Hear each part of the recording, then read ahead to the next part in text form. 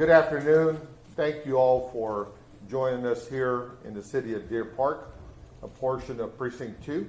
I want to speak on the event that took place yesterday. The community experienced, as you all will know, a tragic loss at the PEMEX refinery in the city. And so I'd like to first begin by expressing my condolences to the families of those two individuals, not only to their immediate family, but to their work families as well as to extended friends. And we wish them all the best, but our heartfelt condolences and prayers are with everyone. But working and living in this part of the county does present unique challenges, and we have experienced especially difficult ones over the last month. But with unique challenges, we have developed incredible ability to respond quickly and efficiently to incidents like the PEMEX leak and the pipeline fire. We are home to some of the best hazmat, fire, public health, and pollution control professionals in the world. And we work very well across jurisdictions, even under great stress, because we are all dedicated to serving our communities and keeping our families safe. But I want to thank Mayor Mouton and your incredible city, Mayor, the county and industry and emergency responders, all for their quick and decisive actions on this dynamic situation that took place. Every incident, as we know, is a learning opportunity.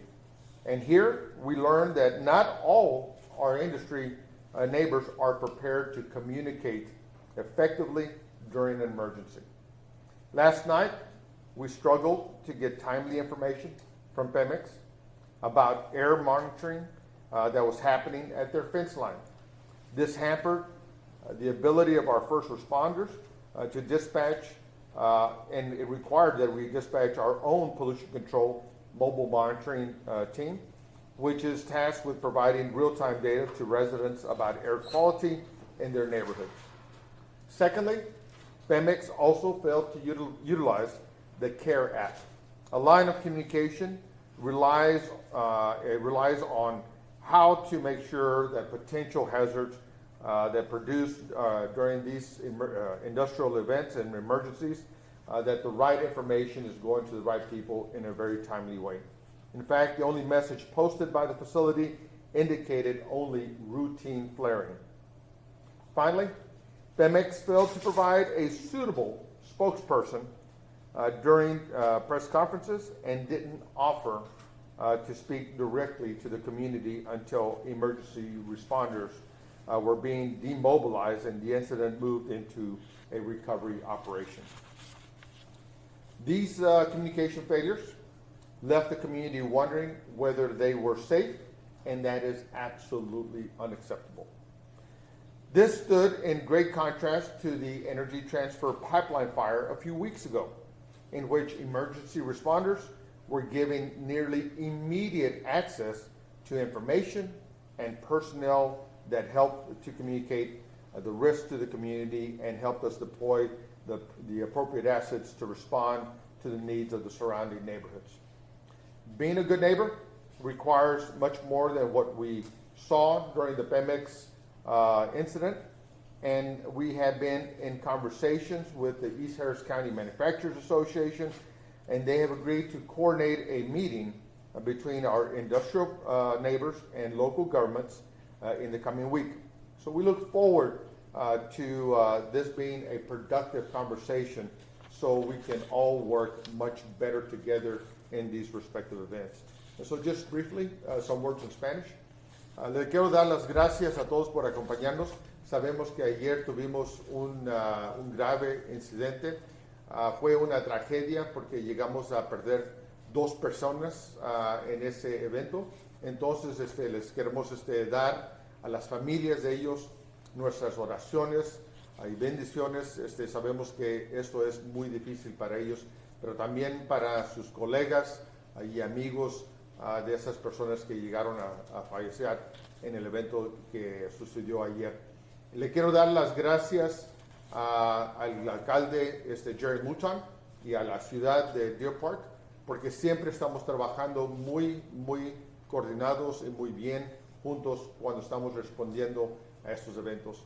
Pero lo que llegamos a entender ayer es que PEMEX tiene que trabajar a poder comunicarse con el público y con nosotros mucho más mejor. Llegamos a saber que fue difícil para PEMEX para entregarnos información en lo tanto y lo más pronto que se necesita esa información. También en esas industrias ellos tienen acceso a una aplicación que se llama CARE. PEMEX nuevamente llegó a faltar de usar esa aplicación para poder comunicar información a la comunidad, a la ciudad, al condado y a otros compañeros en la área. Y sin embargo, dentro de esa app, lo único que llegaron a indicar es que todo el trabajo que estaba sucediendo era lo de siempre, la rutina. Entonces, y obviamente eso no fue lo que sucedió. Y también sabemos que en esos momentos siempre necesitamos a alguien que se puede comunicar con los medios, con nosotros, llegarnos a saber la información necesaria que tenemos que compartir a los elementos de primer auxilio y que están respondiendo a esos eventos. Y no tuvimos una persona que pudimos hablar por parte de PEMEX y poder darnos la información necesaria. En comparación, cuando tuvimos el incendio de Energy Transfers, allí la ciudad, el alcalde, el condado, todos trabajamos muy bien, inmediato y fácil, recibiendo la información necesaria para poder compartir y entender el evento. Entonces sabemos que, y queremos agregar que cuando somos vecinos con comunidades y industria, tenemos que trabajar mucho más juntos. Entonces yo le pedí a ECMA de coordinar una junta para que podamos nuevamente trabajar con el alcalde, otros miembros de diferentes sistemas de gobierno y industria para recordarles y hablar de la necesidad de poder compartir información correcta y inmediata. Gracias. Aquí les entrego el alcalde Jerry Mouton. Thank you for that patience. It's my honor to present to you our partner and our friend and someone who cares deeply about his city, Mayor Jerry Mouton Jr. Thank you, Commissioner. It's just to add on to what he's saying. It's interesting when you go through difficult times to see the collaborative effort coming together in the best interest of our community. And there's no question.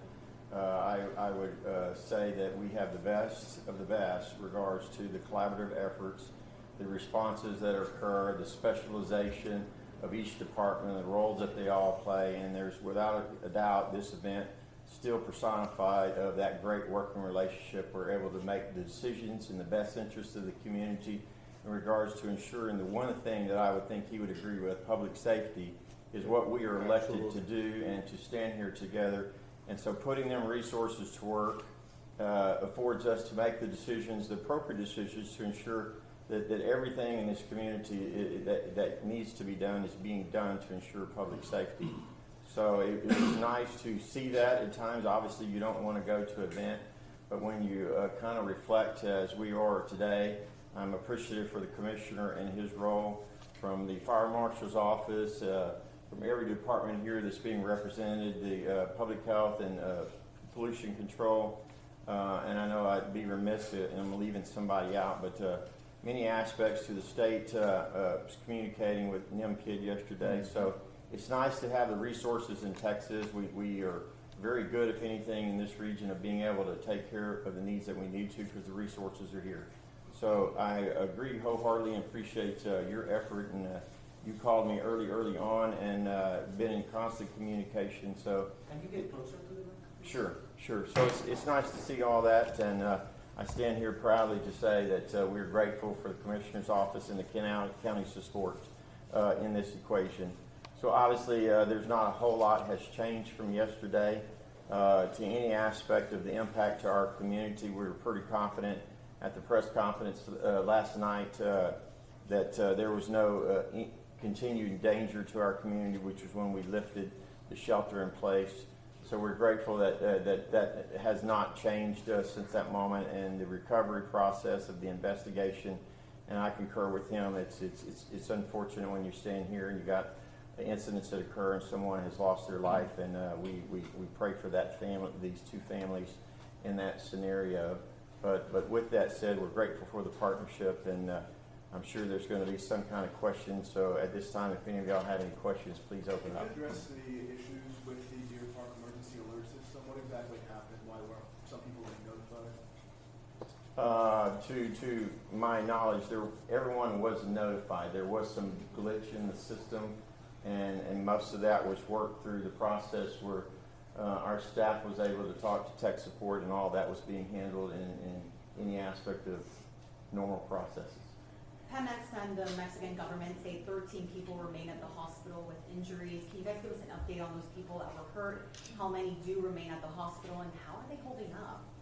Yeah, we are not going to speak in regards to PEMEX, and I know that's an active investigation. I haven't had any update on anybody yet. No, and that's part of the concern is that yesterday when I spoke to the CEO, I did ask about the deaths. I did ask about the people being hospitalized, and we just couldn't get a very consistent answer. So to the mayor's point, we'll let PEMEX provide that update to those individuals. But those are some of the details that are important to understand, so we can all be thinking about the magnitude of the event. Yeah, the commissioner mentioned that the PEMEX failed to use the care system, basically, and I'm wondering, so is it basically on these companies to notify the community when they have a leak? Is there no kind of safeguard there for if a company like this just doesn't do it? There's processes in place. Yes, sir. Okay. Comisario García, usted ha dicho que tuvieron dificultades para comunicarse con Pemex. Exactamente, ¿cómo fueron las dificultades? O sea, ¿les informaron, les llamaban de vuelta y no les contestaban? ¿Cuáles fueron las dificultades? Pues la dificultad era precisamente que no tuvimos un vocero listo para compartir la información necesaria. Segundo, cuando los bomberos, los policías estaban respondiendo, no tenían acceso a la información de los químicos y lo tanto que estaba sucediendo. El vocero estaba de vacaciones y entonces yo no pude hablar con el presidente de la compañía hasta alrededor de las 8, 9 de la noche. Cuando se requiere un vocero, no se requiere un vocero como public PIO, Sí, ¿no? O sea, sí. se requiere un vocero que hable con las autoridades Exacto, directamente, ¿no? exacto. I'm hearing from a source that there are several people, residents, being treated for chemical exposure. Any comment on that? I'm unaware of anybody in the community being treated for anything. But you have no reports of that? No. Right. If a resident is feeling that they might have been exposed to a higher concentration of this chemical, what should they do? Well, again, we had no readings confirming anything in the community by multiple sources. If someone But obviously, if they do, then they need to go see their healthcare provider and have that assessed, most definitely. And I want to reiterate what Mayor Mouton said earlier. I want to thank him for recognizing the county staff. Deer Park first responders were also very, very involved and very engaged on this event. I do want to thank the Public Health Department for being engaged in this event. That was somewhat unique. So if people are concerned about their health, it's exactly what Mayor Mouton said. They should be going out and seeking some help.